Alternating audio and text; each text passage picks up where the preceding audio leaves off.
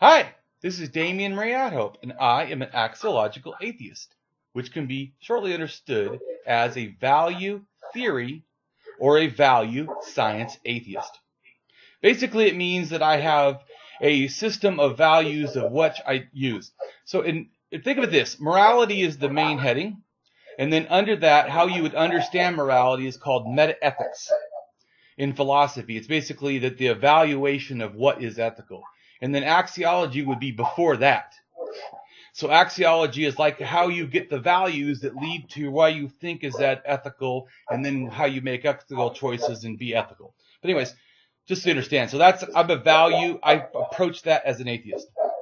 Value and disvalue. I value evidence. I disvalue non-evidence claims. Just to be a simple way to show how I use axiology, how I'm approaching it by value and disvalue. So anyways, I'm here with a wonderful guest. I'm excited to have you introduced to. So could you go ahead and tell us your name and tell us real shortly what kind of atheist you are? Hi, I am Courtney Connatser, and I am an agnostic atheist. I add the agnostic just because if I'm getting into a strict debate, I am not a scientist. I am not a mathematician. So if you're going to talk to me about numbers and hard evidence, I'm not going to be able to prove my point, right? So I add the agnostic in. But I am familiar with concepts, and so I do lean towards there is no evidence for gods. Right on. So I wanted to say I made a meme for you. And I did it without telling you. I did it actually as a gift. And what the gift was toward was not just you as a person, but I see you make posts that are so authentic, so rich with like quality of character. Just like it like oozes to the point that makes my heart like almost want to cry. It's just like that is a good person, and she doesn't even know it, or maybe she does, and I'm just presuming. But anyways, I see it, and I see some of the things where it's your doubt and stuff, and I wanted to also appreciate that you do that. It is so wonderful gift to, I think, to the world when people are just authentic. We get such fakeness, fake people, fake ideas. I mean, we have a fake president. I mean, anyway, so I made the meme to basically honor that, to make you know that your ideas are heard, that they're valued, that they're important, that I think they make a difference. I really do appreciate it. You know, a lot of times, especially for me, for my immediate family, you don't get that appreciation. So it's weird to hear, right? But it's awesome to hear. And it's great. One of the great things I've found as I've gotten older, it's, you know, you feel so alone, and then you look up and you look out at the world and you're not alone at all. You know, I just was alone in my little group, right? Yeah. Well, that's wonderful. So what made you decide to be so authentic, or that's just your nature? I've always been really honest. I mean, I grew up, I think my parents had a lot of issues with lying, and it dealt with a lot of family issues. And so as a kid, I saw how lying could really hurt relationships.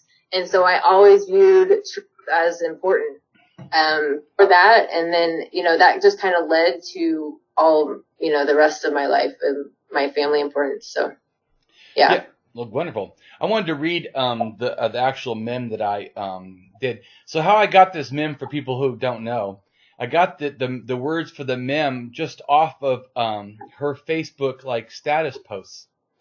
But I think it's like 3 different posts. But I felt like actually, to me personally, and of course I'm just taking my own creative license, but to me it seemed like they go together in a way that it just needed to be together, that it would make an impact a greater impact by putting them together. So I'll read it now. This is Courtney's words, not mine. I want to change the world still, but I also want to stay in and only face myself most days. You just need to accept your weirdness. I am a recluse sweetheart with no friends. I do embrace my weirdness. Your looks aren't important. your popularity is not important, and your intelligence is not important. Anyone who makes you feel like a lesser person in one of those three categories, you can ignore.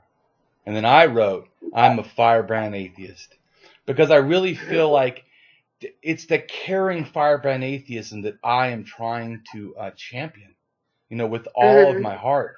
And that is, to me, because see, to me, I hear a religious child who was victimized and abused. I was. You're talking my own story. I'm considered to be fucking weird, and I mean, I paint my nails red and black. I do my goatee red. I think it's cool. Thanks. I like. But I'm saying, so I mean, I've been called a freak, a weirdo. I mean, all kinds of stuff. And to me, so I really feel like that it is important because, and I try to say this too, I'm pretty intelligent. And I talk about not being knowledgeable. I'm pretty knowledgeable. I've been doing that for the last 10 years, like brutally. I mean, I have learned enough to have probably 2 doctorates, religious studies and probably the archaeological history of religion. Right. But to me, you're right. And I think it's so important because I don't care. I'll talk to anybody. I see that, to me personally, and I think you're doing the same thing with all the words you're saying. I see the dignity being that people are. I can't stop seeing it. And that's also why I don't believe in the death penalty. I don't believe once we've removed a person's threat from society, I don't feel like that we need to then torture or kill them, I think that doesn't mean we should let them into society, but to me, I'm okay with violence that has to do with, self-defense and other defense. I don't believe in harm. So to me, it's real important to actually, though, say it, to where it gets across to the maximum amount of people. And I think that you're doing that because you're basically in that statement, you're saying be kind to people, including yourself, which is so important, That we get into this belief, especially because religion. I think that people in a society keep thinking that we're depressed only because of like our personalities. Yeah, but this was true, then depression would be universal around the globe. It's not, right? So it's not. So we know that our external forces are probably some of the biggest reasons, that we have these feelings. Not internal. I'm not saying that people don't have. I'm not discounting, clinical, depression or something. But I'm saying in general, people that are not, but still feel a common malaise of stress and depression, because a lot of us do. Life is too rough right now. We're like survival mode. So to me, especially right now, yeah. So to me, but a lot of times we forget how much religion is producing this. Right. Oh, I think one of the big things about religion is the shame. I think that's one of the strongest doctrines that they push on people, and it creates this internal shame dialogue. And I think that's one of the most toxic things a human being can do to themselves. And so I think one of the most important things is to rewire that shame module that's in so many people, I agree. The way to do that is be kind to yourself. I mean, and others, because they're just another self. You are just another me. That's what I mean by dignity being. I stopped seeing male, female, all that's all nonsense to me. I mean, it's extra qualities that a dignity being in a sense has. But that can be all wiped away. I can't see I see the dignity being. Just like I see in animals. How could I make them suffer? They're another fellow dignity being. Right. So it changes to me how I view the entire world, that my responsibility, because see, I realized, for me, talking about being kind, I'm a mild sociopath or a high functioning sociopath. So because of extreme abuse as a child, brutal abuse. Mm-hmm. I mean, I wasn't clothed right. I wasn't sheltered right. I wasn't fed right. I was, beaten. I mean, it was brutal. Yeah. No education. So how did you come to decide that kindness was your right path? Several things. So one is I quit drugs and alcohol at 17. I had a liver failure, almost died. some because of just the wreckage of my life. I hated myself, hated everybody. And so, but anyways, once I got better, then I tried to stay sober, went to AA and NA and tried, every damn thing there was. So I wanted to be sober because really I didn't want to keep dying. I didn't want to suffer. Because that's actually asking about how things changed to kindness. So I can tell you that when I was in the drug rehab, I was a total, sociopath. I mean, I in fact, I strangled and beat up my roommate and just to be a whack job. Well, because I can't remember now why. It was something stupid. Like he bothered me and told me to wake up or something. So I go, oh yeah? So the next morning I put a blanket on his head and started beating him to wake him up. Now I wake you up. How you like that? Yeah. But anyways, I hate that. I hate that about myself. I wish I never would have done that. But see I couldn't see that was bad.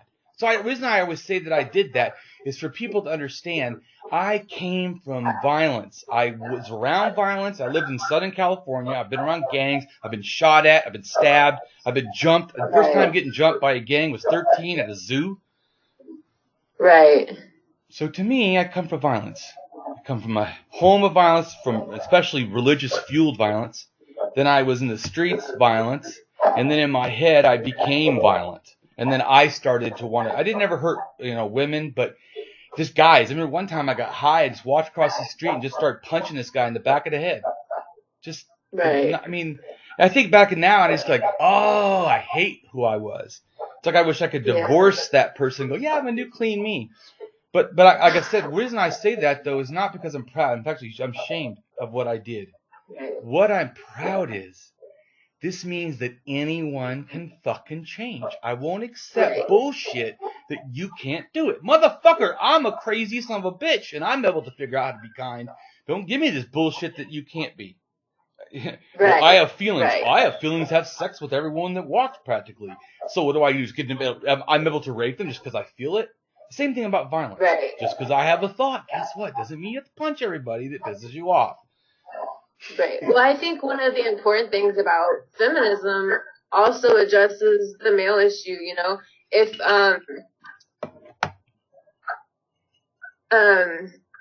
so violence and testosterone is a historically natural response, right? Yep. And males historically get a pass because that's just what you're supposed to be like, right? Right. And I think that's detrimental to males, right? Because it is. You're held to a lower standard, and why should you not hold yourself to a higher standard of not hurting other people? I think that's just beneficial to yourself and to society. Like, I don't understand why you shouldn't see that and try to accomplish it. And I think, and also you should see for yourself how that hinders you, by living into these these characters that you think you're supposed to be, you're executing exactly how those people want you to act. And so it's not even,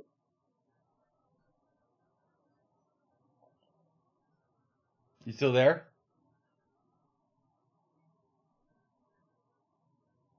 Courtney?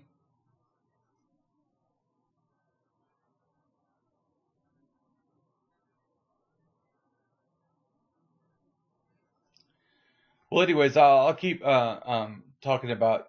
So I really got to the point where I had to feel like that kindness was the most important thing, and how I got there was basically when I was in the drug rehab. I was feeling violent, and I really should have been. They were thinking about sending me to a psych ward, and I just was on the end. I needed so much help, and but anyone who had looked at me, it would have been easy just to throw me away like garbage, because I was this aggressive, terribly horrible person. But I changed, not because I somehow found the will after being this harmful person.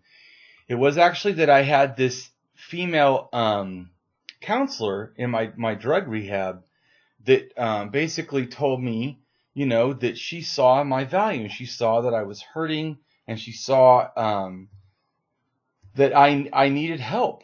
And everyone else, she said, everyone else would like to just send you, to the hospital to Brea Psych. And but because they think that you're just crazy, but I think that you're just hurting, and I think that you just need to be cared about. And it was so weird to feel kindness, because I realized that she was right. I was about to be sent away to a psych ward, and here she is showing me kindness and seeing my value. And that's also, like, I feel like, is the beginning of my axiology. It was someone showing me there was value in the world, that they could see value in me, that they could see my dignity being, regardless of what I was doing. And I wanted to be able to do that. I wanted to be able to understand. I wanted to feel like that I could be like her, that I could do the same thing, that I could see the value in another person, and I could show them that they were worthwhile in a way that would change their life. So when she used, and she told me, that's why I really like feminist therapy. She told me, that what I was, and she told me what they wanted to do, and she told me how counseling worked, and she told me what counseling she was using, and she was using feminist therapy, and for man. And because she was doing that, I felt like I started understanding. I felt like she was, her doing that, of like telling me what she was doing, I felt that I was an equal or something.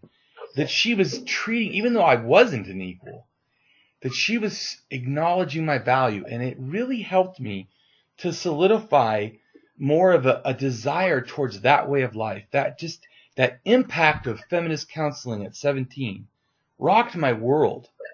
Before that, here I was I was almost like an uber male, like the murderer, killer, whatever, psychopath. Then this person came and just came up to me and then put out her hand and offered me everything if I wanted it, and didn't push me at all. And it was life-changing for me. So you didn't hear all that, obviously. But yeah, you get to watch it later. Okay, cool. So I was explaining how feminist therapy at 17 basically is what I would say is the beginning of me being kind. It was just someone who had no reason to show me kindness, and the fact the complete opposite still did it, and it just touched me. Kindness just touched me, and I didn't know what to do. It was like, what the fuck is this? All I've had all my life felt like you're not good enough, but hate, violence. It's just somebody's just acknowledging my value. Mm-hmm. And that's so important. I think one of the things in our society is winners and losers, and so many people feel like they're the loser. And I think that's very detrimental to our psychology. Right on. So speaking of psychology, could you tell us a little bit about your life history? Like, what happened to you, especially where it relates to religion, and how you came to your non-belief? Okay. Well, I'm from Central Texas. I'm from College Station, if anyone knows where that is, Texas A&M. And my mother was raised Southern Methodist, and my father was raised Southern Baptist.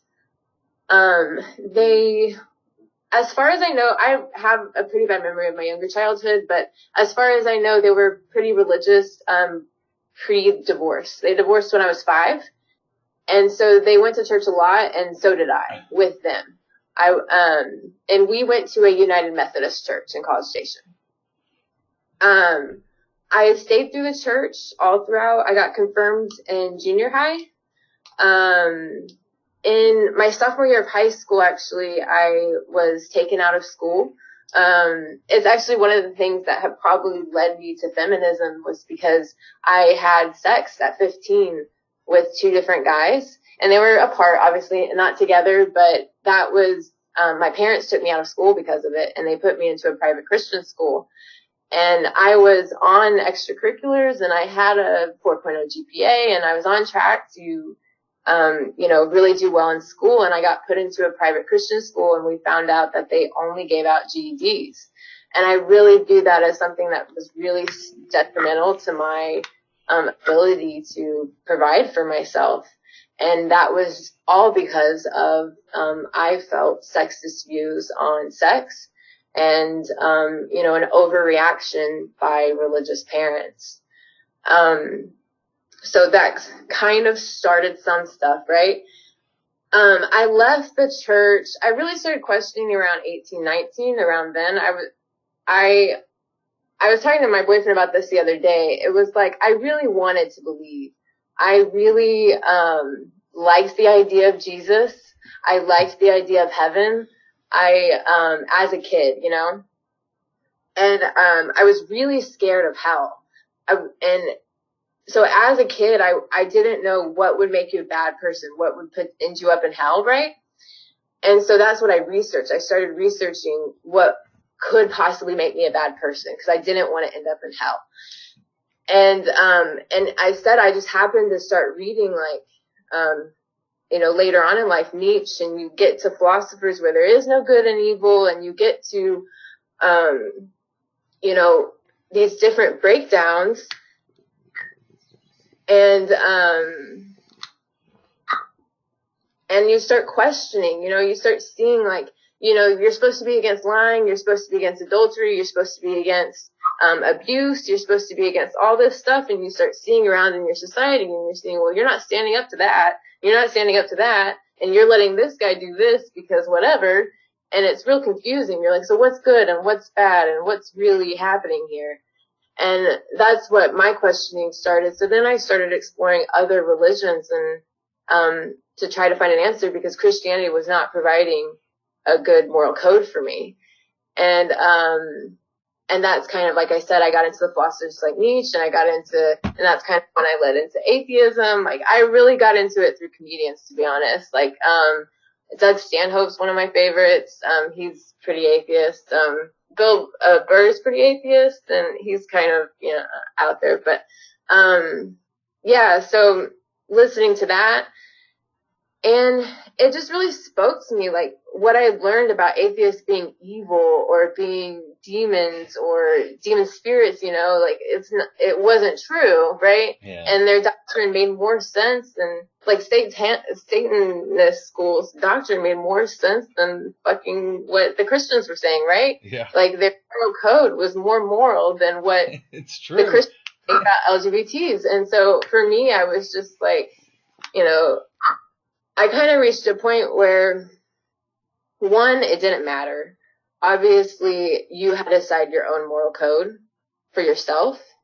And two, hold on, while you're thinking about that, let me just make a comment, because you said that we have to decide our own moral code. Do you know that, I think it's Lawrence Kohlberg, because now for some reason my brain's kind of fried. I just smoked a bunch of pot, so I think it's Lawrence Kohlberg, but there's stages of moral, I think it is. It's stages of moral development.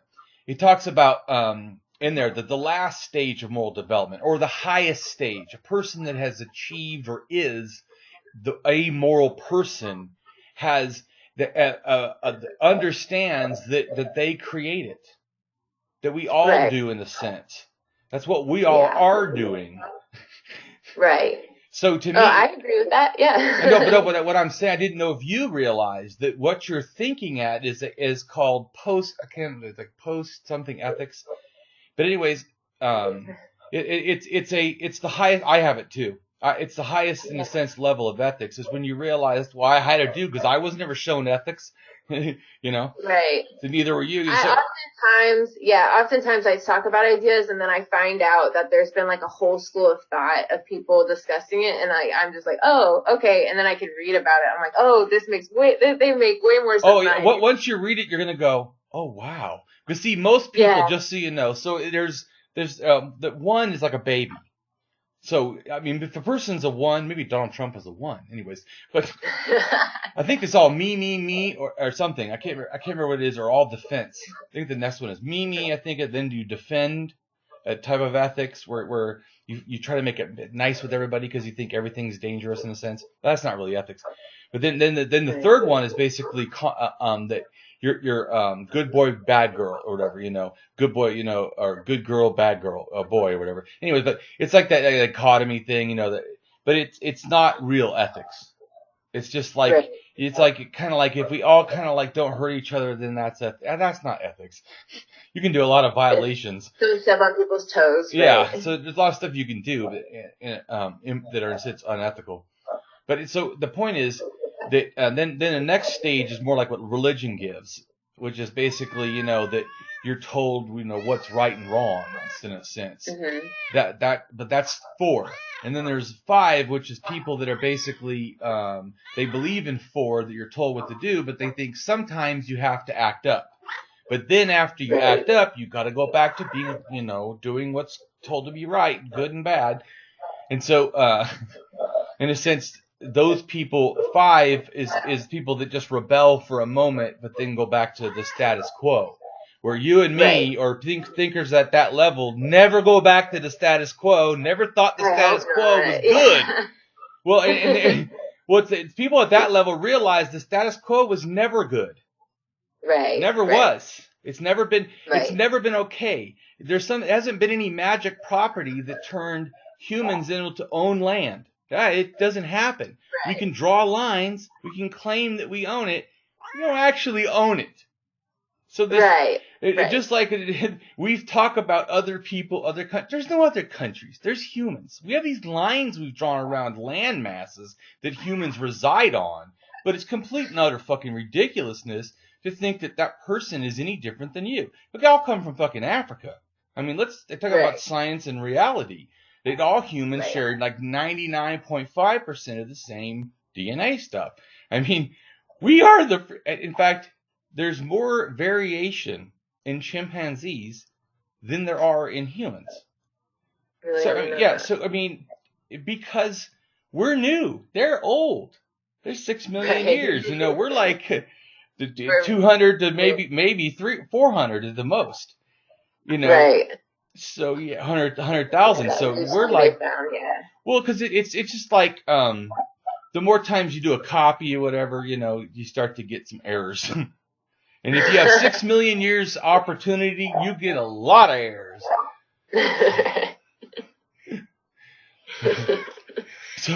But I think this is important because this reminds me of like how to treat everybody. Once again, they're all dignity beings. I want to say but that's what universal ethics is. What the last ethic, the 6th level ethic that you and me have. It's a universal ethic. You start seeing just like how you should treat people and how you start understanding more. It's like you're doing it yourself, but to me, I think it's really that you're becoming aware of how to act and operate to the most benefit and flourishing possible. You start to understand some things have to be rebelled against and some things need to be supported. You just start seeing this balance. It's not completely a right or wrong, because to me, that would be as if there's only one type of wrong and only one type of right. Well, there's different variations. Like if I told you, does a dog shit or cow shit or anything have a value? Horse shit or, well, shit, you would first think, oh, no value. Ugh, worthless. Yeah, but if you grind that shit up and you put it all over a lawn, now your grass grows, it has a humongous value. Or food or whatever. So we need to understand that it's not, the universal people are not that limited because it's not black and white. In other words, it's not just right or wrong, like as in, that's it. You know, there's different levels of right. Like I said, if I said can I touch your arm? Is a different thing than me punching your arm without asking. I mean, don't tell me there's no difference. But there's a lot of versions. I could tap you in the arm. I could slap you in the arm. And those are all bad. You see what I'm saying? Those are all, no. You don't need to be just the most extreme. I hit you with a hatchet. You know what I'm saying? Right. It's all wrong, but there certainly is the highest wrong and the lowest wrong. Yeah. You see what I'm saying? So where they see just, oh, it's all black and white. No, that's, right. No. Right. Well, it's like marijuana being on the same level as LSD. It's insane, right? Right. It is insane. Yeah. Well, and I think that's kind of one of the things I have a problem with organized religion, is it allows their members to get away with certain moral lapses that they don't allow other people to get away with. It's kind of a tribesman clan kind of thing where they'll and I think that's so dangerous. I think that's because really smart, intelligent people can follow evil. It's and so I think to try to have an awareness is important. So how do you think that you got that morality? When do you think that you got it? I can tell you when I got mine. Yeah. Oh, I know mine is my wife gave it to me. I didn't have it. I had a desire from the feminist therapy. I had a desire from 20 years of counseling. But it's really my wife is so caring. It's like the opposite of me. I'm like kind of like, yeah, whatever. And she's like so caring but it was good though. She always felt shame once again or felt like wrongness. There's everything. She could read that and probably, totally relate to what you wrote. Because she's always been put down and stuff, and she's they call her crybaby and stuff. But I started to see the value of her.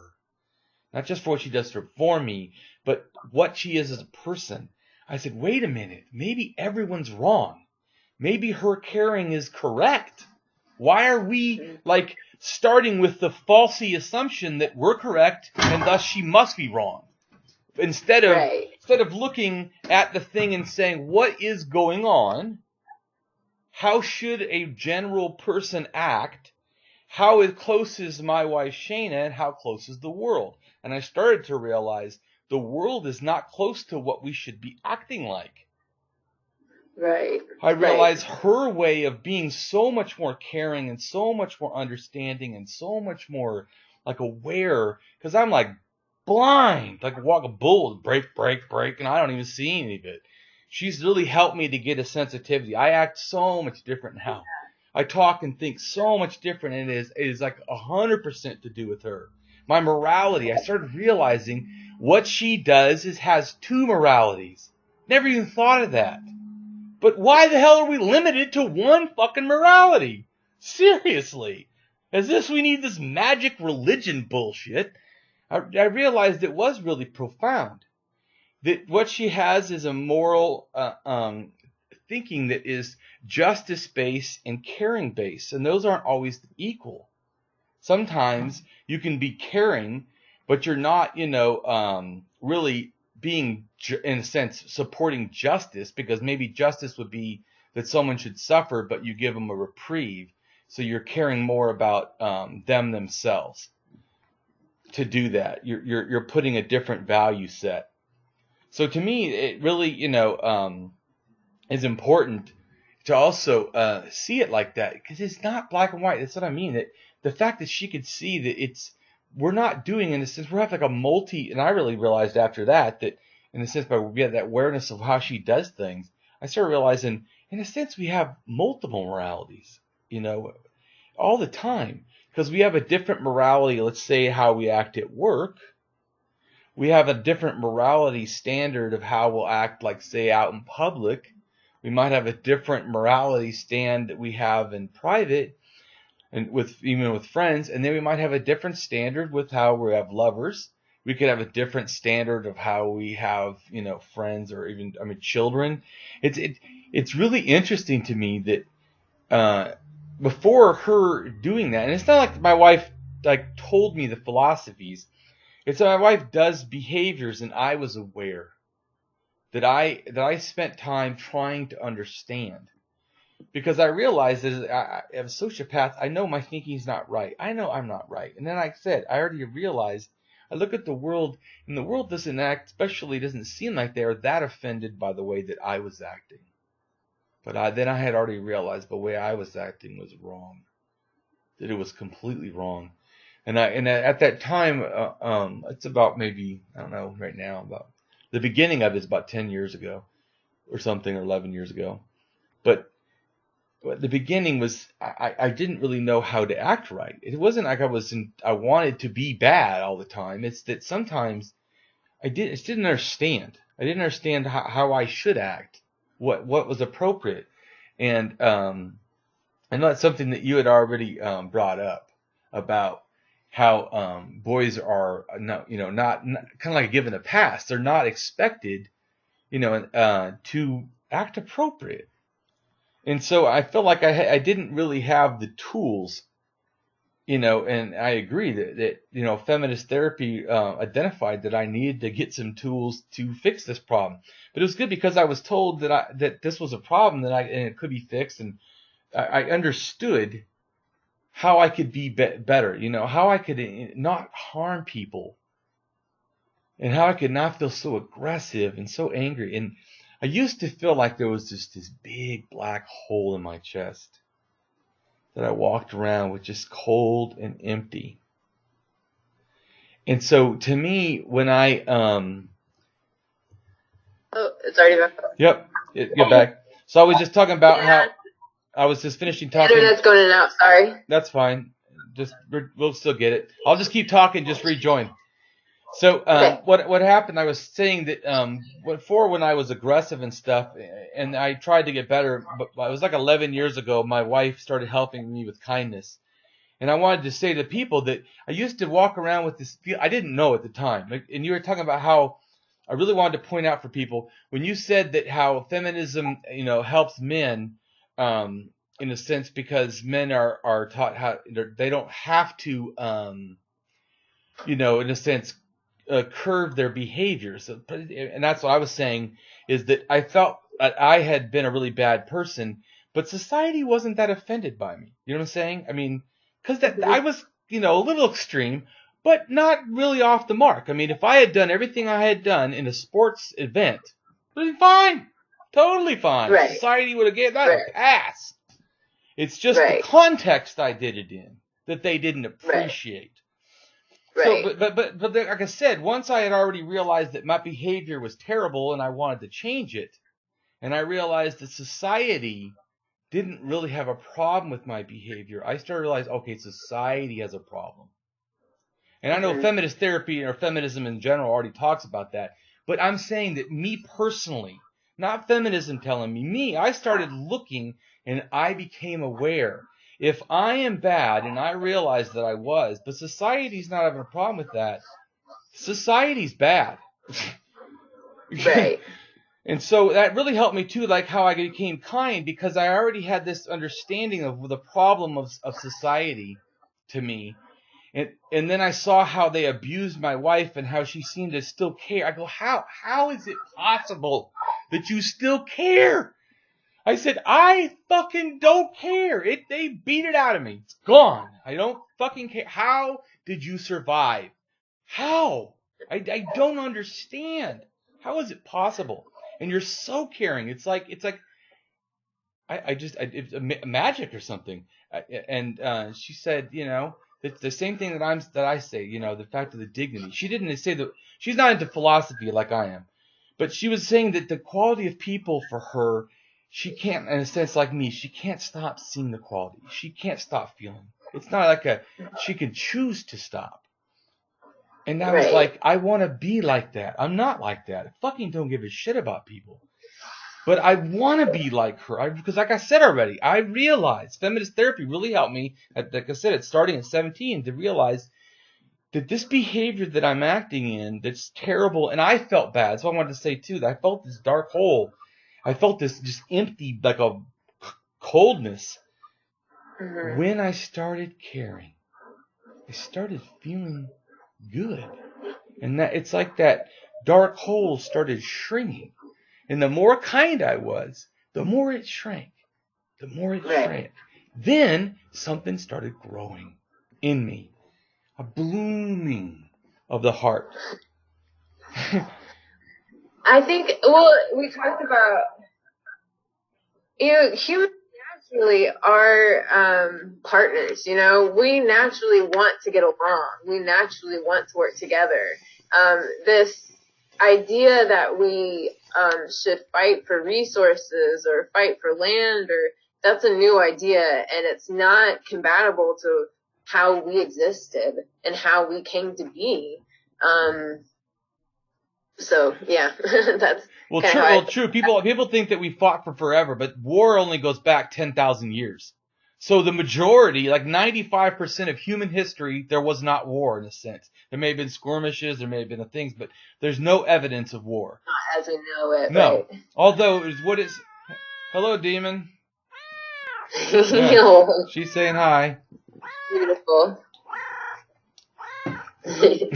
I'm going to light up a cigarette if you don't mind. No, don't mind. Please do. So, I forgot what I was talking about because of the cat. Yeah, I don't remember either. The cat's so distracting. The demon, right? Yeah, demon. My cats are demon and spirit, and I did that because of my mom, who's super Christian fanatic, have to say that, and it just made me laugh. That's great. I mean, because to me, it's like you're saying, they think demons are real, so it's a joke. So I wanted to call my cat that. Everyone always think like, "What, do you believe in demons? I thought you're an atheist." I'm like, oh, please. So if I say the word God, then somehow magic happened? Come on. Right. I mean, it's really weird to sit in a room and have people tell you, they're God's army. They really believe that they're soldiers and they're fighting possessed people with a demon spirit. It's kind of chilling. It's like, what? It's I don't know. Oh, it is chilling. Yeah. Yeah. So when you started to not believe, what point did you start telling everybody that you were an atheist or didn't believe? In my personal life with just my friends and family, I've always been pretty honest with them. I mean, they always knew I was questioning. I had questions since I was like 18. I was young, and when I was a senior in high school, my choice of cult to study was Satanism. And like when I left for college, my dad said, "Please don't become a liberal, an atheist, or lesbian." And as walking out the door, they had some kind of idea of who I was. And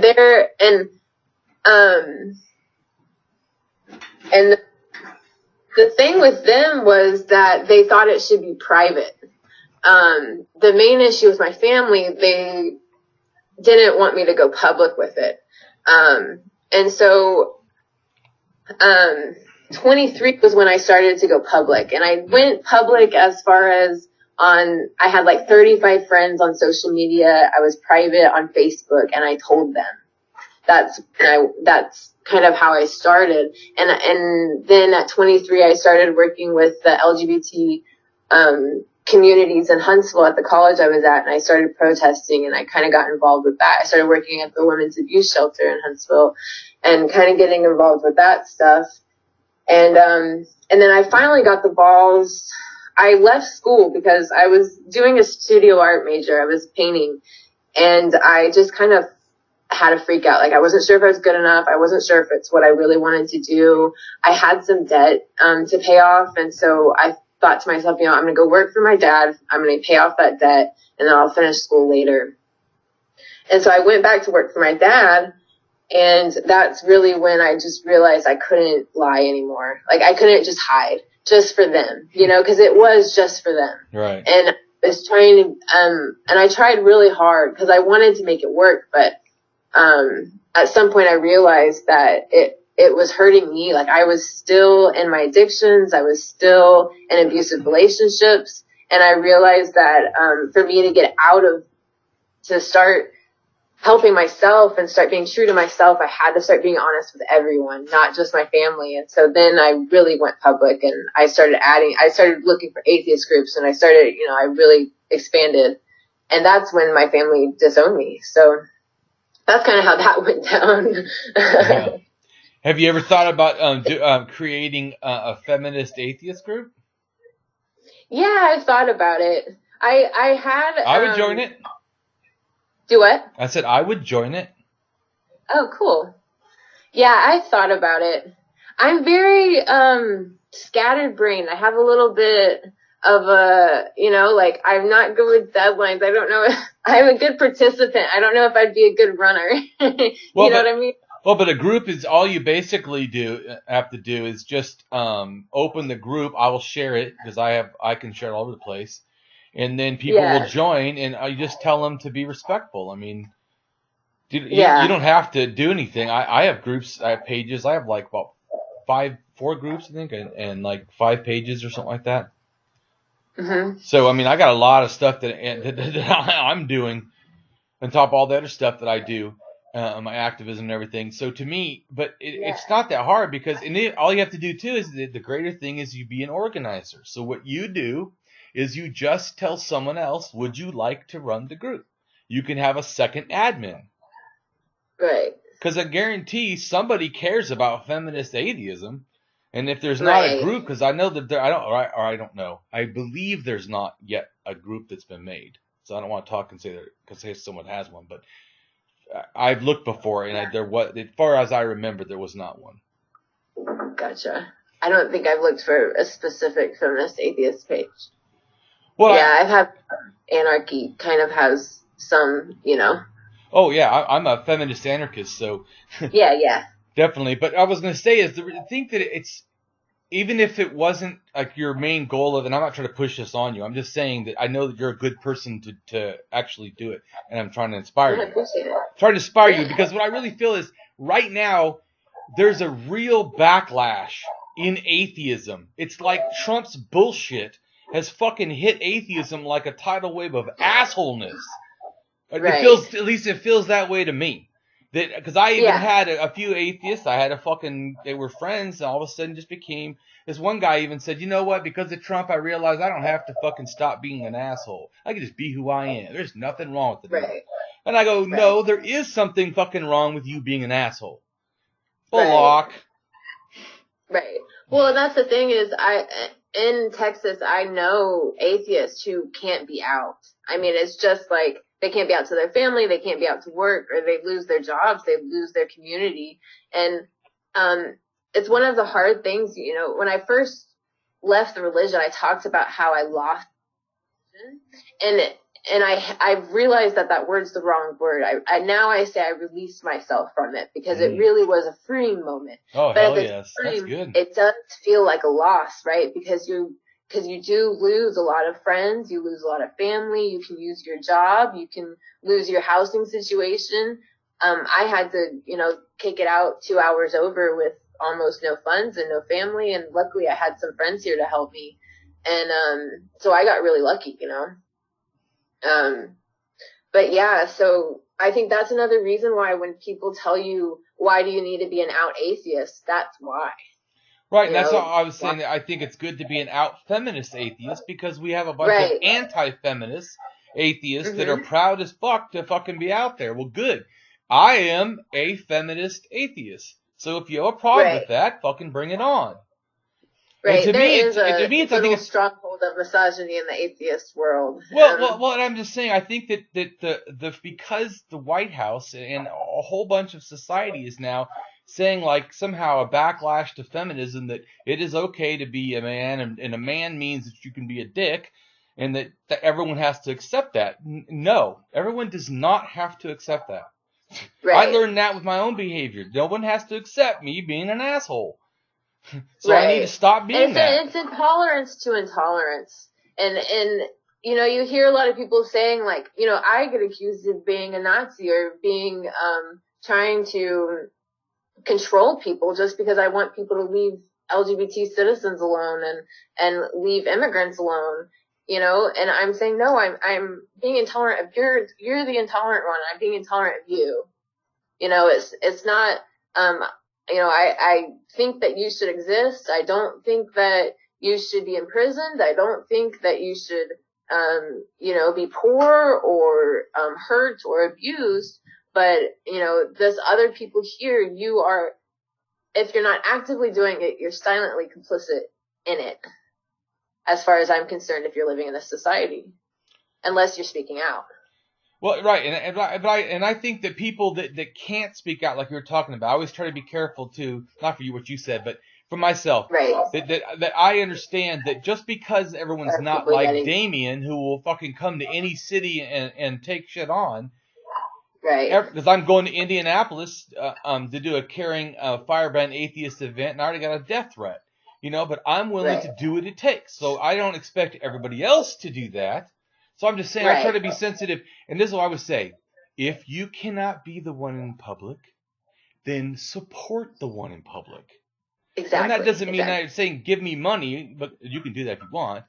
But what I'm saying is support us, share our stuff, you know, give us encouragement, send us, even if you can't talk to us in public, send us a message in private. I've had a lot of messages in private say, thank you, Damien, for what you're doing. You know, so that's what we need. I'm saying, like you were saying, feeling alone. You know, if you guys out there don't tell us that you love us, we don't know. Because believe me, the ones that hate us. I would like to say that I do poetry, and it's been compared to Sylvia Plath. So a lot of times it's a little bit, you know, detrimental to myself. But it's one of those things where I have an anxiety and depression disorder, and I deal with a lot of insecurities and having to overcome that. So, you know, just being honest with myself and those voices that are in my head, and then overcoming those voices is the purpose of that.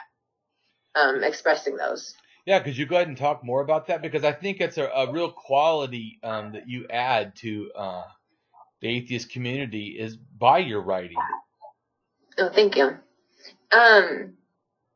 Yeah, well, I really took to heart the idea that you have to change yourself first before changing society. You know, I've wanted to be an activist. I've wanted to change society. I've seen it as being a problem and needing fixing for a while. And so my writing really came about kind of, I didn't know I was a writer. Like, I thought I was a painter. I knew I was creative. And I had like ramblings in my head, but I never wrote, right? And then I got Twitter and social media. And as I said, I started, coming out there. And so I just started releasing like everything that had been in my head. I just started typing out. And like you said, those three kind of looked similar. It's because they were literally a running thought in about 30 minutes that I posted as 3 separate posts, but it was one train, right? So that's kind of how I do it. And I like calling my social media or my life my art, right? Like, I am the art. My metamorphosis and my realizations and my growth is an example of a way to get through it, right? And so dealing with, you know, and also I think it's honest, because I think a lot of people say, I never have those thoughts. I'm never suicidal. I'm a winner, right? And, you know, it's not all people who succeed or do well or have, you know, they don't always have a perfect mindset, right? Like you can have a detrimental mindset that throws at you hurtful things. And the goal is to because I can't eliminate them. There's no getting rid of those inputs, right? So for me, I felt the best way for me to deal with them was to make them a beautiful poem, put them on a painting, and get them out. Because they can be repetitive and slamming. And once you start getting them out, and the more you get them out, and it's like releasing them.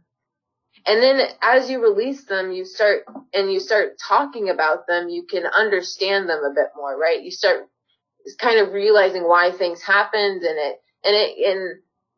I told Mike that one of my goals is understanding. It's reaching understanding. It's reaching that peace of knowing that, you know, like, okay, maybe it's not what I want it to be, but I understand why it is that, right? Very wise. So, yeah, so it's reaching that point, and just trying to keep myself too. I think checking yourself is important. So yeah, that's why I do it. Well, could you, when you say checking yourself, could you explain that a little better, or a little more? Yeah. I think it's important to, okay, so for a solution, right?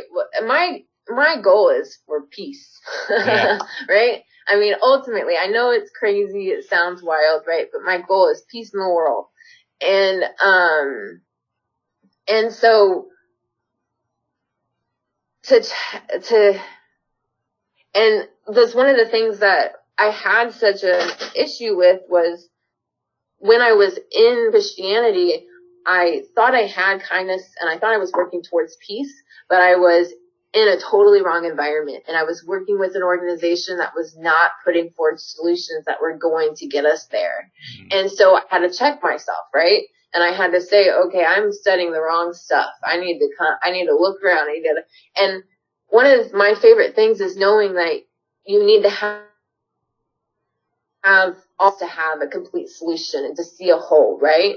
And so then it opens you up to studying everything, even those ideas that might be maligned, even those ideas that might be disregarded or called crazy. That it gives you the opportunity to not, because that's the problem I had with Christianity when I first was in it, was I didn't allow myself to research other things.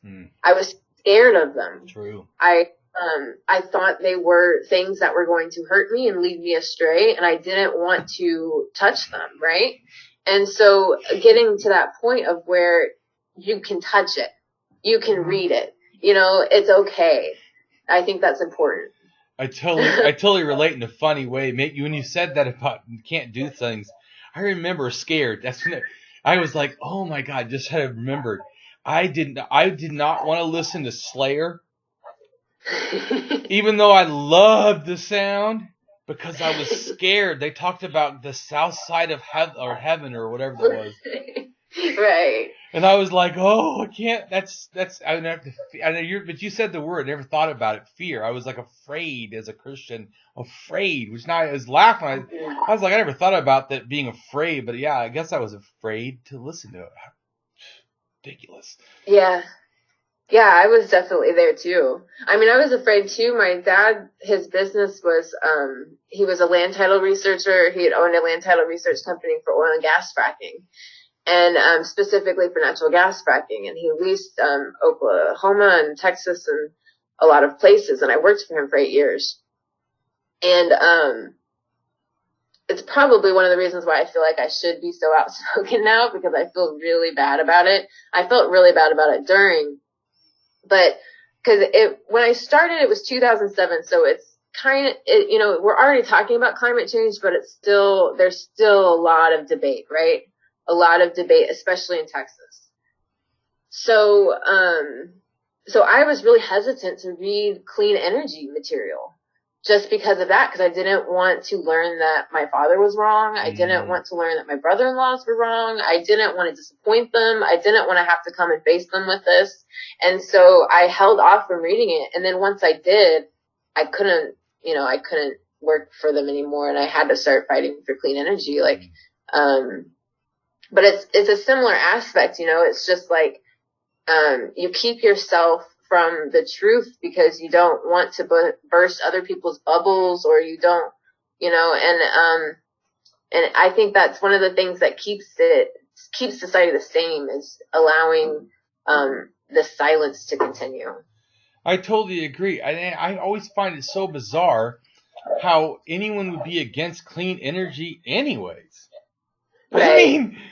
I could see them saying, okay, I still want a coal job or whatever. Okay, fine. But why would you be against clean energy? I mean, it's right. And they're not against clean energy. It was, Well, I mean, they are against clean energy. Let's be real. Okay. Well, see, and I think that's the real thing. It's like you were saying, I don't have a problem in a sense with a coal worker thing. You're making a job. I always consider the regular person, to me, the worker, Right. is under the burden of not eating, not being able to support their children. I don't like certain jobs. I would never feel bad about someone doing a lower level job, but the people on the top, the people in these companies, especially the fact that, okay, let's just assume that you like your stuff. Why are you against doing it another way? See, but what you're afraid of is if they do another way, no one will want you. So you're protecting a harmful thing. Yeah. So to me, you're intentionally causing harm. And you have the money to live, you could change. What if you decide to go into clean energy? How about that as a solution? Why are we, in other words, like. Well, one of the funniest things to me is Rick Perry, he has the most wind farms in Texas, and he's a big oil guy. Right. I mean, he's in on the money train too with renewable energy. And so with renewable energy guys, their argument is that it's cleaner than oil, and also too with the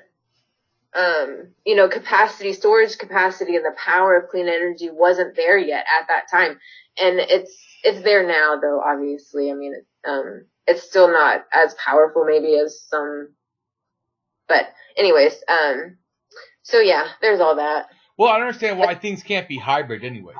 Like, because, it's like, once again, for me, I'm not a black and white thinker, especially now that I realized from long ago from the feminism that I saw that the ways of seeing that is just not right. It's not accurate to the world. That's what I was saying too I realized that I was watching my wife and she uses two moralities, which I now mainly use. But I even realized that in actuality, we have a multimodality of morality. Everyone in a sense kind of does. Because we act different at work, we act different, with friends. We have a different ethics than friends at a party. We have a different friends at a parent's house, Exactly. Yeah. So to me, we have all these multiple ethics, and that's why I realized, wow, it's not even one. It's not. She uses two, which is better than the other people do. But I realized actually we really are doing a lot more, and the fact that we don't realize that, I think maybe one of the reasons why we violate it so much. We're thinking, oh, well, I use morality as if such one kind of it's not. Right. I think a lot of people think, I already got that. Exactly. I got that when I was 5. I know what's right and wrong. Exactly. I got it. And the truth is we don't, we don't got it. Exactly. Yeah. And so, I wanted to ask too, like you were talking about activism. So what are some of the things that you want to do? Well, while I've been in Austin, this past year I really didn't do much. I was working for, a data entry gig, but the last couple years I did, Austin Harm Reduction Coalition, which is a local organization in Austin, and they do the needle exchange for, the community. Yeah. So, they take a van out like 5 days a week and, do the needle exchange and provide a bit of health care. They have a van that follows them sometimes and does free STD testing, stuff like that. So I worked with them for a while.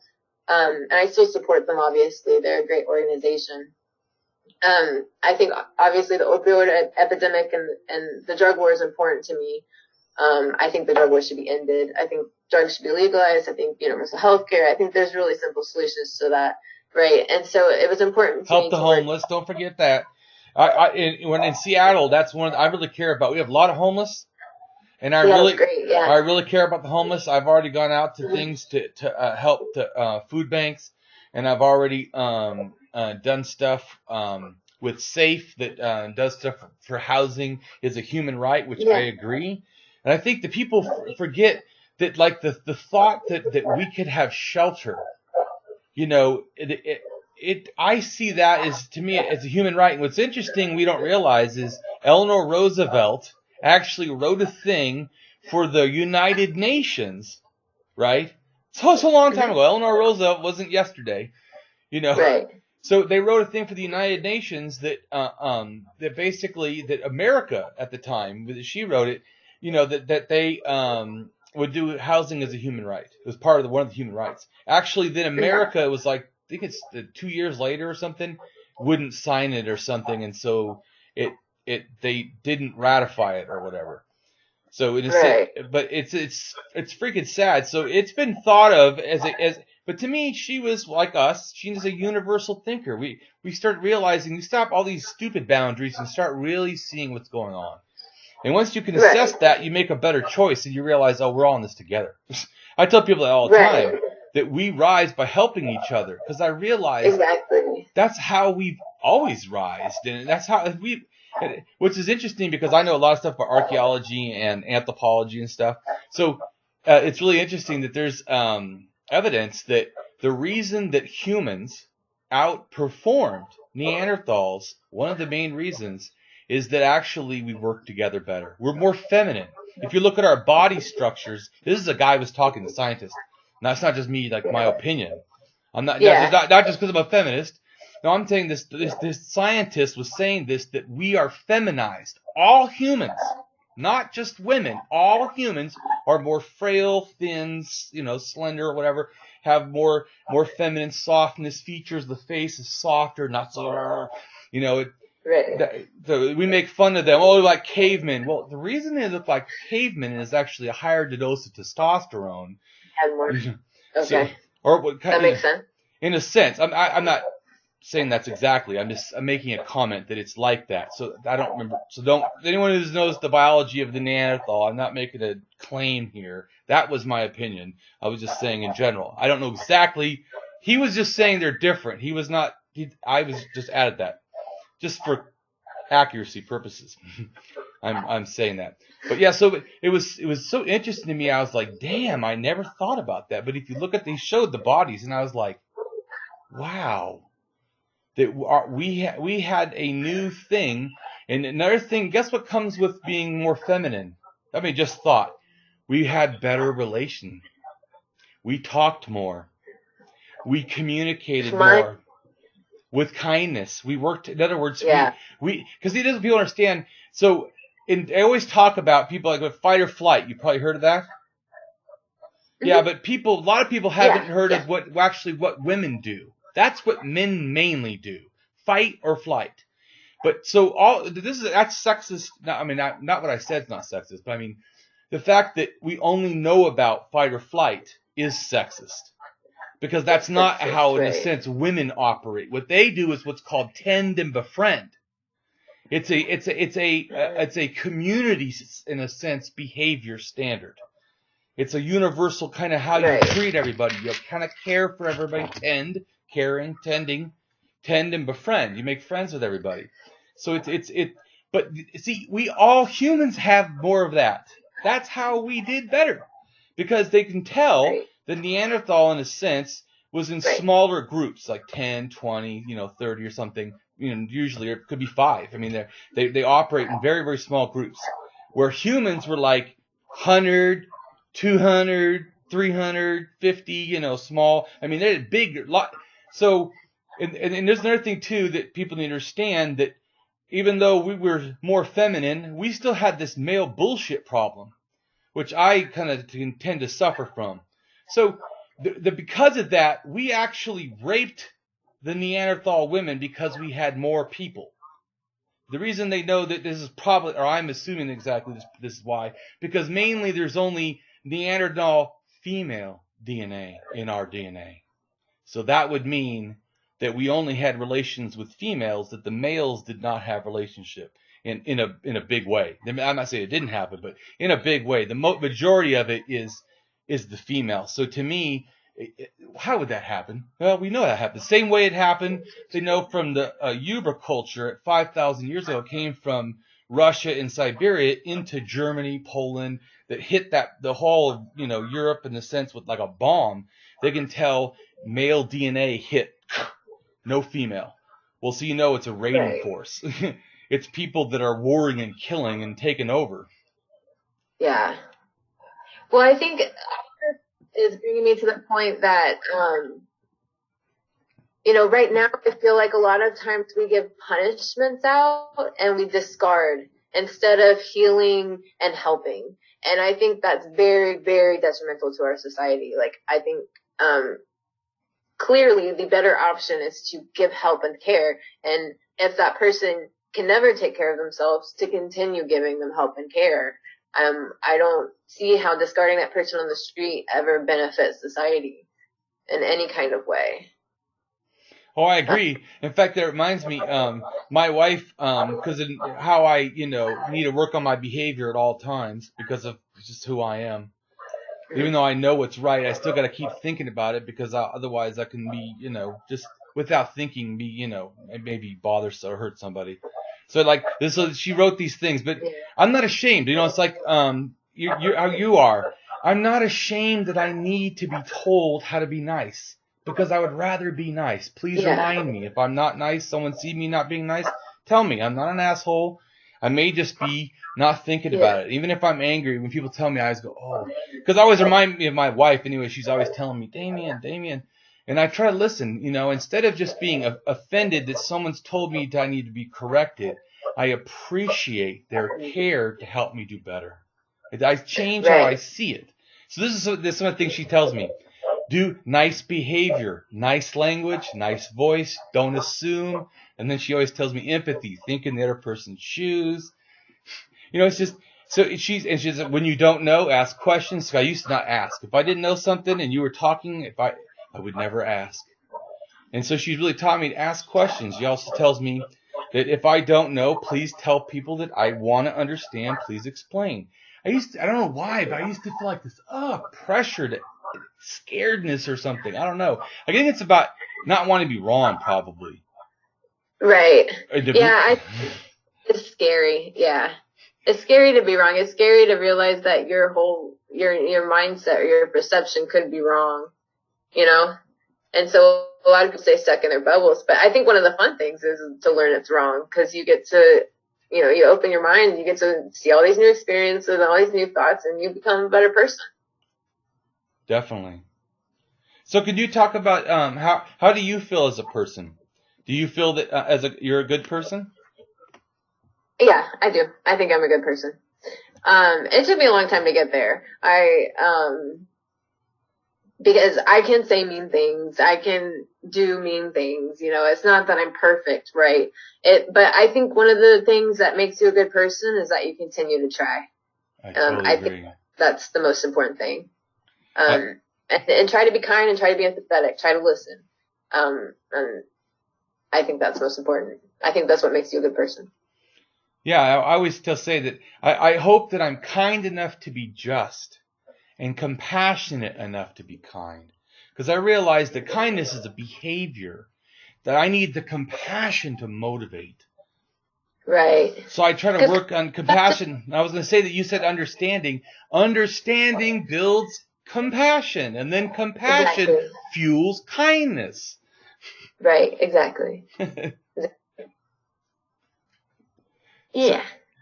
So I wanted to hear too about what are your goals? Do you think for the future of what you're going to be doing? Do you not? Let me say, like with atheism and all this, or writing, or now that you're do you? I'm writing. I'm still painting. There's this atheist experience in Austin. They do a weekly video. Should go there. And do like an after show group meeting for atheists. So I'm gonna go to that. That's a big thing for me to do this year. There's an Atheist Helping the Homeless. They do a once a month giveaway. I'm gonna start doing that.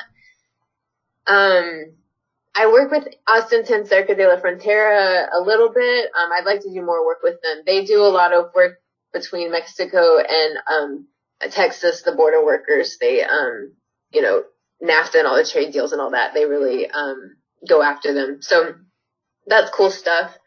Yeah, I'd really like to get involved with more atheism. I mean, it's what I wake up every day and research is philosophy and atheism and sometimes politics. But, and so it would be great to be able to do more in that. Yeah. Yeah, my friend has a group called Anarchist Atheists, or Atheist Anarchists. I think that's what it is. So, nice. Yeah, you should join it. But so speaking of which, how do you? What about your anarchism? Or could you explain that to people for us? Yeah. Okay. Well, I was a Republican as a kid. So was I. Yeah. I was raised on Fox News and George W. Bush, and I liked them. But so when I left and I looked at the Democrats, but I had been raised to hate the Democrats. You know, like I'd already been exposed to a lot of their corruption, and there is corruption there, right? There is. I agree. Nugget of truth. Right. So I was looking at other options, and then you go and look at systems, and you're looking at capitalism, and you're looking at socialism, and you're like, and it's all just kind of a mind fuck, right? Like, for me, especially, because I'm just sitting there and I'm like, okay, well, this is all stolen land. The bank accounts are all money and like decades of like, you know, bullshit. Like, why are people taking this serious? Like, it's not, I mean, wipe the plate clean and everyone can be good. We have the technology, right? Like, why not? I don't understand it at all. And so trying to find a system that would work, and I realized that capitalism was not working. Capitalism was not something that I could support. And so I was trying to find other things, and I found anarchy, and I really, really liked it because, you know, when I first started reading about it, you know, you hear people making fun of it, and it's all without leaders and all this kind of stuff and without organization. But the truth is that it's organized, right? It's just without leaders. Mm-hmm. And you can have a system. Well, hold on a second. Let me I wouldn't say that it doesn't have leaders. For me personally, I would say that we see, or at least I see it, because I don't want to talk for any other anarchists, but I see it as the difference between hierarchy and hierarchy. So hierarchy is a system of organization which I believe anarchism supports. It means, in a sense, everybody has things, even though people can have differences. In other words, like, let's just say you and me go to an anarchist rally or something.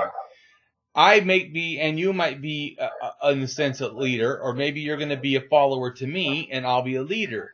But in a sense, that's not like their thinking. I'm not telling you what to do. I am not deciding your rights for you. You know what I'm saying? I'm like helping organize. To me, real leaders inspire other leaders, because to me, the problem is the power religion that in a sense, to me, governments and all these religious structures like to fall under. It's really about power. Don't lie about it. It's about power. You want the money, you want the land. It's really about power, because at what point can you actually utilize that money in a lifetime? Let's say you have $1 billion. How the fuck are you going to use $1 billion in a lifetime? Unless you're just wantonly going insane.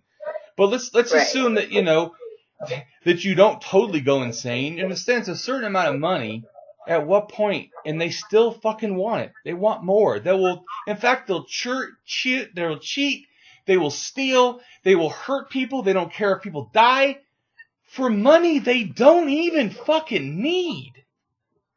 Right. Anyways, sorry. I don't mean a tangent on anarchism. No. I totally agree. Yeah, it's pretty infuriating.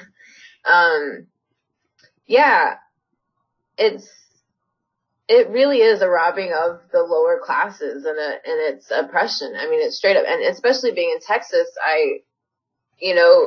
before British and European settlers got here, it was Spain, and then it was, the indigenous people, it was Mexico, and even half of Texas was Mexico, right? Like, I feel like sometimes when I'm in South Texas, I'm in an occupied state, right? Like, it's very,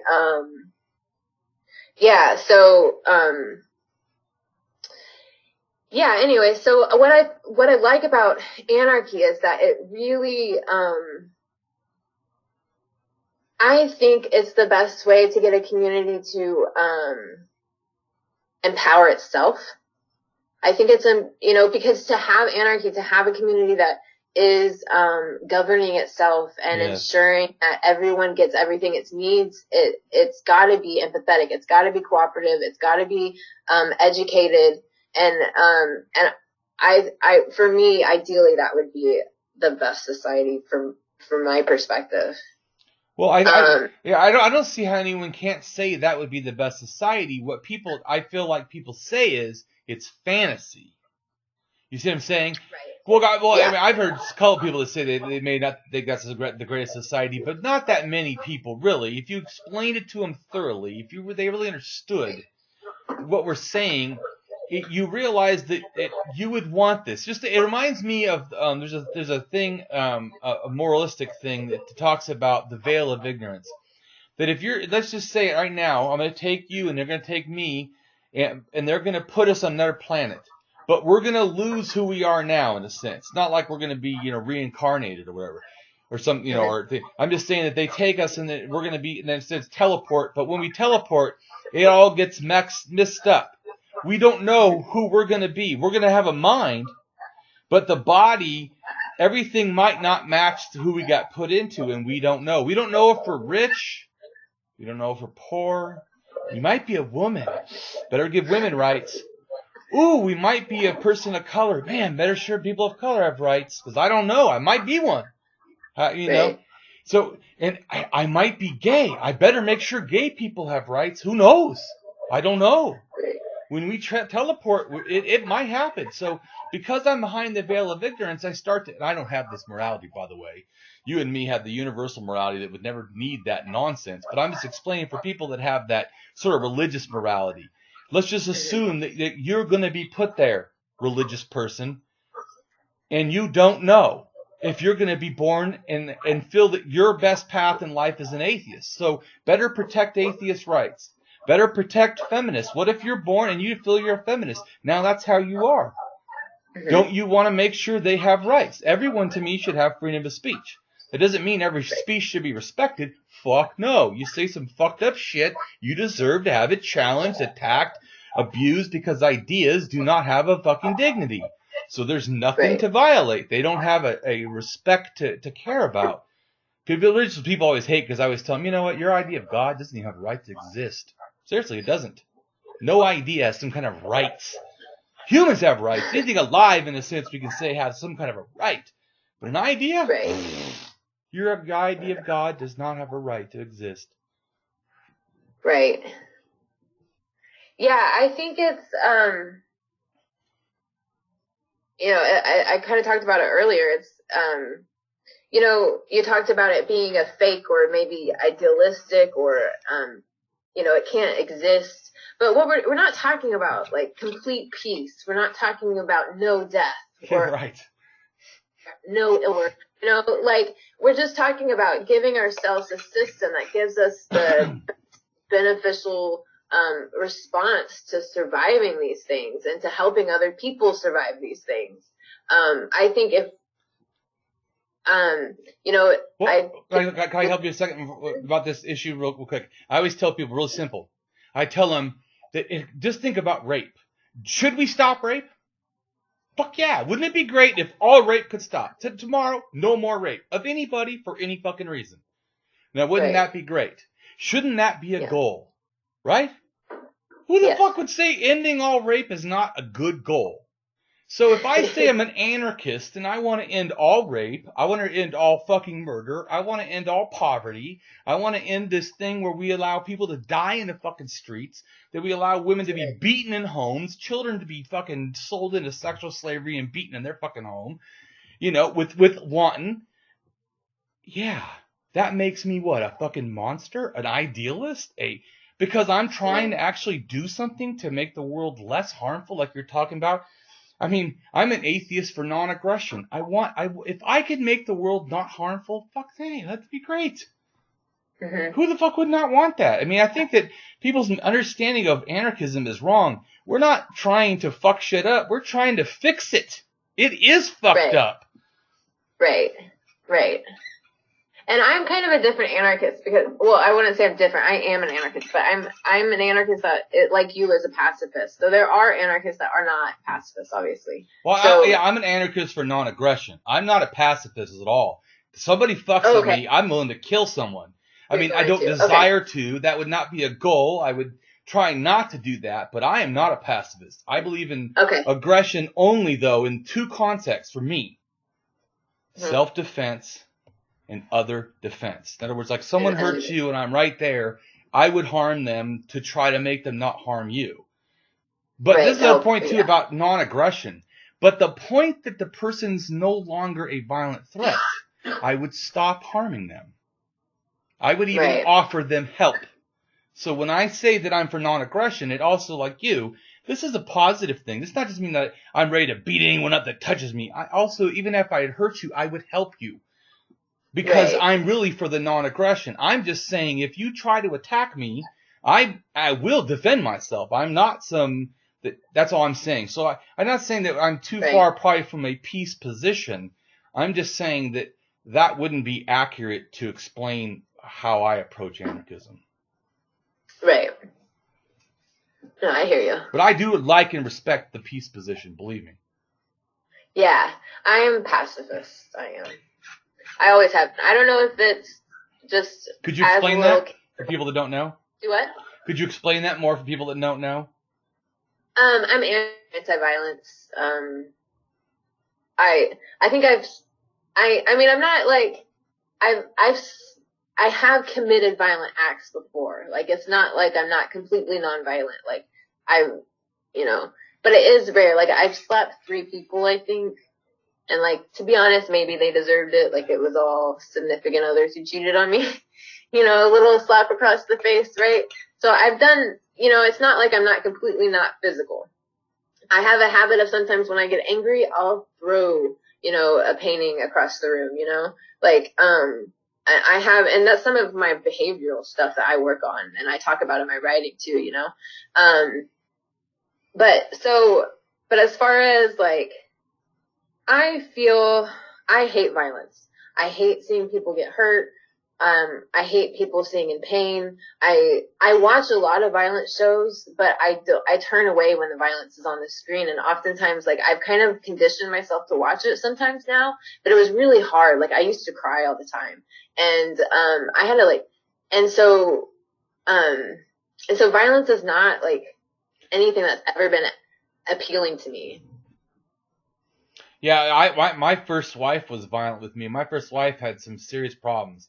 Like, she took a gun and shot the TV, because I was watching it. And I said, I don't want to fight with you. I have too much fighting in my life. I'm like done, man. It's not that like I said, that I couldn't fight. It's just that I really want to not do that ever again in my life. If I don't, that's not a productive, beneficial thing. Right. There's no. Right. And I read a lot into the philosophies too, a lot of activists who choose pacifism versus, rioting or, subversive acts or whatever, and, so for me personally, just because of my dislike of violence, I chose that I did not want to use that for myself. And I respect you for that. Right. Thank you. And, I've learned though that I come from a position of privilege, I come from a position of safety to where I didn't have to, grow up in violence and I didn't have to, survive in that kind of way. And I'm also not oppressed by the police, right? Like other communities in my state are. And so for me to tell them how they should react to what is happening is not right of me, right? So for me personally, I just the thought of violence and blood and guts, it really disgusts me. I don't want to do it. I feel like violence begets violence a lot, but I also, I'm not going to tell anyone else to follow that. Well, I try to do the same thing. That's what I said before, but I don't feel like every atheist has to be as out as me or be, do as much stuff. Right. It doesn't mean I wouldn't appreciate your support. You can support me when I do it. But it's like what you're doing. I think that more people need to tell you, thank you for, cause like I shared your, the meme I made of you on my, Instagram and it had 4 likes.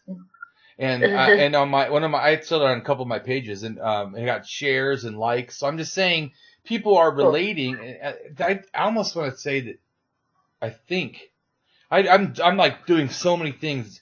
Because I'm doing 2 events here in Seattle, then I'm doing an event in Indiana, and I got a convention I'm going to for American Atheists. I'm doing all that today, and I'm booking things. So, but I think someone said thank you for sharing it. Thank me for sharing your words, or the thing. So I just wanted to tell you that. Oh yeah, thank you. It really, my one thing when I was down was to be kind and have one conversation a day. So just to know that, even one person out there who can relate to my words and, it helps them or it makes them smile or maybe makes them think. I really appreciate it. It's, really awesome. Wonderful. Yeah. So keep doing that. I will. You too. I really appreciate you. I mean, you're one of the first out atheists that kind of helped me become more outspoken, I mean, I've been following your page for 4 or 5 years now, so yeah. It's been really awesome. I didn't know it's been that long that you've been following me. Yeah. I've had this page only for like a year. I transferred from my other one. I was going to say, because I was like, I seem like I have so many friends I can forget, but I was like, and I also, I put up my last name, I was a different Courtney. It was before I'd Oh. Because I was like, it seemed like this new person came into my life or asked to be a friend or something, and then started posting this cool stuff, and I started noticing her. Oh, man, that's cool. Yeah. Oh, wow, that's really cool. Oh, I like that. Oh, wow, look at that. And so I started noticing you. That's why I felt like I just recently started noticing you. I apologize. I don't that's okay. remember you at all, but I like you now that I've paid attention. You have a lot of friends, I understand. I like you now that I've paid attention. Yeah, thank you. I'm glad you do. I like you too, obviously. It's nice to be liked. Definitely. I get a lot of hate, I get told, I told, I speak against fracking and I'll get told not to have kids, it's just insane. Wow. It's really cool. So it's really nice to be, to find people who feel similar. Yeah. I don't think I'm a crazy one. I think everyone else is crazy and finally to hear people like, oh no, you're right. You're surrounded by crazy. It's kind of nice. You are surrounded by crazy. Like I said, that's actually what my wife helped me understand is I was crazy and I was surrounded by people that liked crazy, and there's something wrong with that. It's actually not okay. Right. So I'm just saying, feel powerful to keep doing those words because it's right and it needs to be done. Thank you. I will. You too. All right. So I'm about to wrap it up. Anything else that you wanted to say or you wanted to ask questions of me, feel free. No, I think we got it all. If you're good. Right on. I'm good. I did a lot. Yeah. All right. Maybe we can begin. Sure. We can do something else. Yeah. Sounds I'd like good. that. Right on. Well, okay, then, cool. Bye.